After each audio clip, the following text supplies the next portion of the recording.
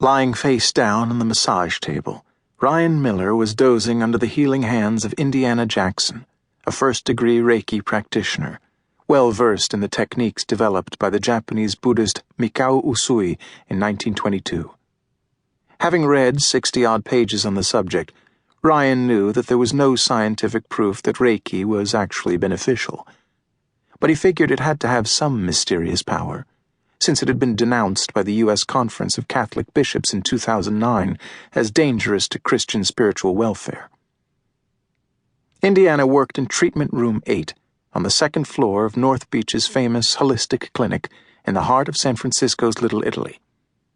The door to the surgery was painted indigo, the color of spirituality, and the walls were pale green, the color of health.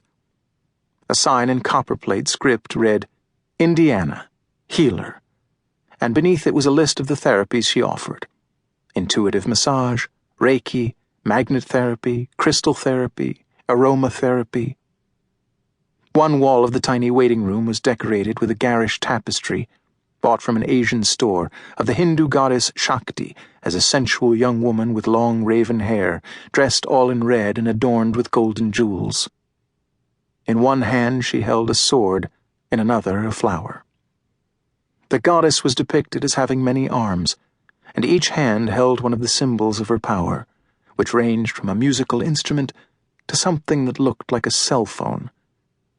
Indiana was such a devout disciple of Shakti that she had once considered taking her name, until her father, Blake Jackson, managed to convince her that a Hindu goddess's name was not appropriate for a tall, voluptuous blonde American with the looks of an inflatable doll. Given the nature of his work and his background in the military, Ryan was a skeptic, yet he gratefully surrendered to Indiana's tender ministrations. He left each session feeling weightless and euphoric, something that could be explained either as a placebo effect combined with his puppyish infatuation with the healer, as his friend Pedro Alarcón suggested, or, as Indiana insisted, by the fact that his chakras were now correctly aligned.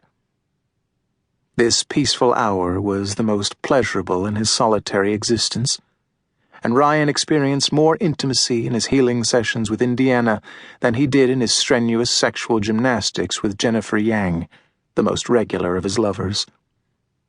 He was a tall, heavy-set man, with the neck and shoulders of a wrestler, arms as thick and stout as tree trunks, and the delicate hands of a pastry chef.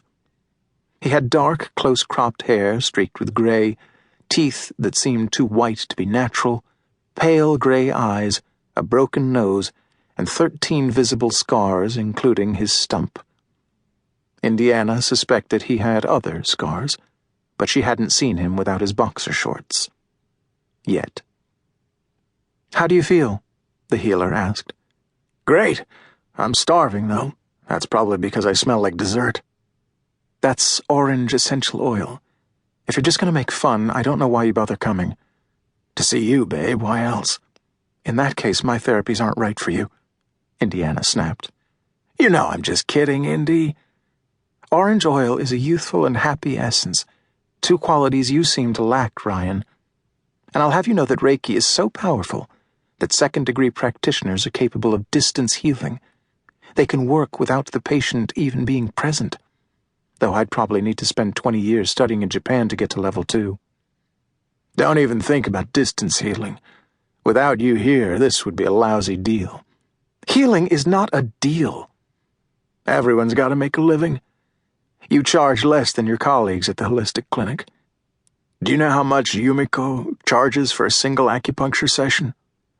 "I've no idea, and it's none of my business." "Nearly twice as much as you," said Ryan. "Why don't you let me pay you more?" "You're my friend. I'd rather you didn't pay at all, but if I didn't let you pay, you probably wouldn't come back. You won't allow yourself to be in anyone's debt. Pride is your great sin." "Would you miss me?" "No, because we'd still see each other as friends. But I bet you'd miss me. Come on, admit it, these sessions have really helped.